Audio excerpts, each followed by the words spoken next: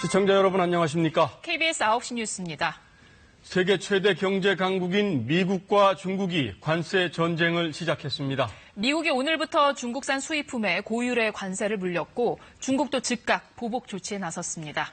뉴욕과 베이징을 동시에 연결해서 각국 입장과 속내를 알아보겠습니다. 뉴욕 김철우 특파원, 베이징 강민수 특파원 나와 계시죠? 먼저 미국 상황부터 살펴보죠. 미국 고율 관세 조치가 예고했던 대로 시행이 된 거죠? 네, 한국 시각으로 오늘 오후 1시 1분부터죠. 미국이 38조 원 규모의 중국산 수입 제품에 25% 관세 부과를 개시했습니다.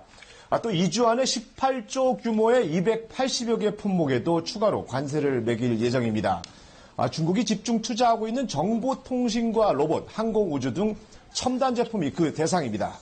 트럼프 대통령은 아직 관세를 부과를 유보하고 있는 5천억 달러어치 중국산 제품이 있다며 중국이 보복 대응하면 관세 부과 규모를 10배로 확대하겠다고 엄포를 놨습니다. The war was lost, but now we're going to win it. And because we have all the cards.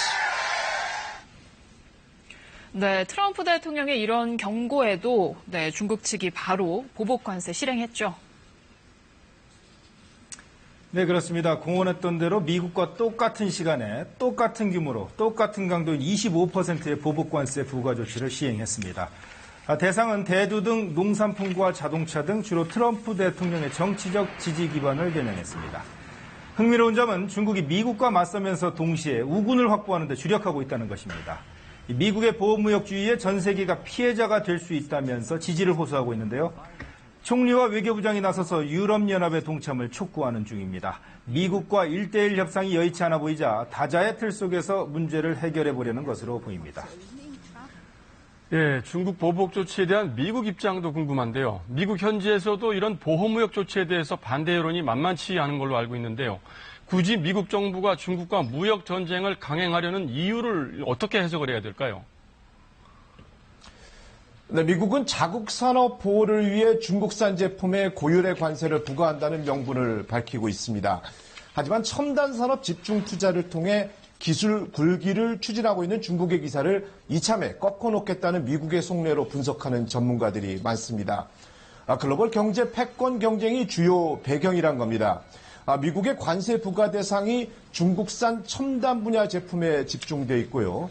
중국이 11월 중간선거를 앞두고 있는 트럼프의 지지 기반에 타격을 줄 수 있는 중소부 농업지대와 러스트벨트 생산물의 보복 관세 부과 방침을 밝히며 미국을 압박했는데도 관세 전쟁을 강행하는 이유가 이 때문이란 겁니다. 미중 간 관세 전쟁은 서막에 불과합니다. 정치적 노림수와 경제 패권을 둘러싼 경쟁이라는 점에서 두 강대국 간의 치킨 게임은 당분간 이어질 가능성이 높습니다.